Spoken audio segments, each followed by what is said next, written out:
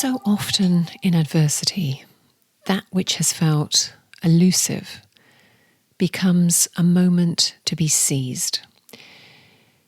Hello and welcome to Well Intel Daily. I'm Annie Hood. You can find me at wellintellect.com. Join me for your own conversation and personalised consultancy. This is the podcast that showcases why wellbeing culture matters for you and your business.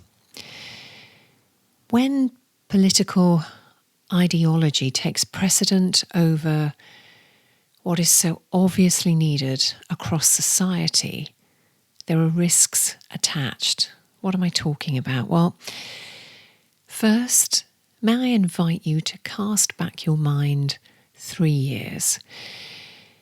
It became clear early on in the pandemic that comorbidities put individuals at greater risk of COVID, as well as those overweight or obese. And I wrote to Matt Hancock at the time, both digitally and hand-delivered without breaking any rules. Within the letter, I wrote, and I'm quoting, "I'm fearful that the opportunity to reset a culture of health from reactive to preventive in a nation more receptive than usual could be lost, but it doesn't need to be."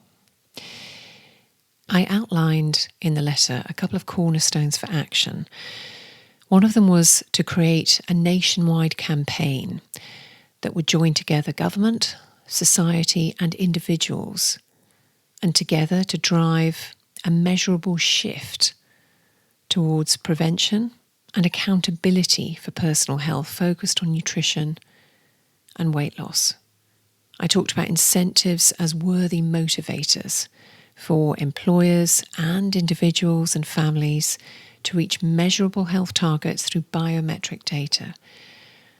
I outlined a treble-edged sword of lifestyle illness reduction, optimized immunity, and valuable data intelligence. I didn't get a response to the letter, and nor did we as a country seize the opportunity to build on the groundswell of consciousness that there was for health at that time.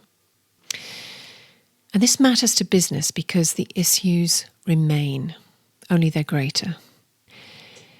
Sick people can't work, but we need people. And the route is through intentional and measured health. There was an option for the government to lead it 3 years ago.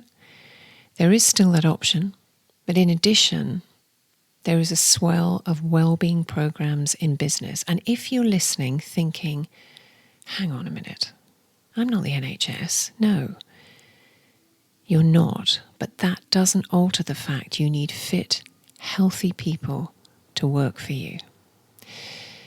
The government fears what they call nanny state intervention, but junk food is killing people in the same way as tobacco. Business is actually already ahead of the game, and I congratulate you for that.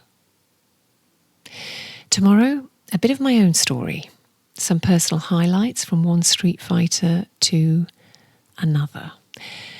Do follow, share and review, and of course, be well.